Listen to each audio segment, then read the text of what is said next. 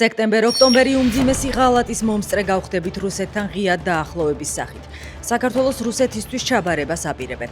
ასეთია ოპოზიციონერების შეფასებები კობახიძის დღევანდელ გამოსვლაზე. გეორგიევსკის ტრაქტატს კობახიძემ დღეს საგანგებო ბრიფინგი მიუძღვნა და თქვა, რომ რუსეთთან შეთანხმებით საქართველოს სარგებელი მიიღო, გადარჩა და გაიმარჯვა.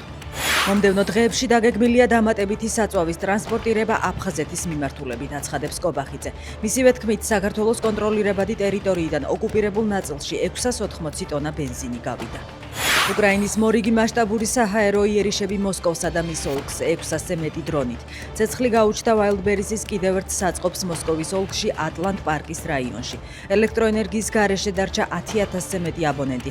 მუშაობაში ეჩერა მოსკოვის 4-ვე საერთაშორისო აეროპორტმა. გადაიდო ან გაუქმდა 200-ზე მეტი რეისი.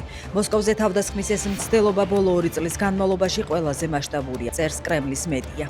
რუსეთის საოკუპაციო არმიამ დღეს ხარკოვის ოლქი დაბომბა, დაღუპულია 10 ადამიანი. არიან დაშავებულებიც. სარაკეტო თავდასხმა დასახლება პეჩენიკში ხალხმრავალ ადგილას მოხდა.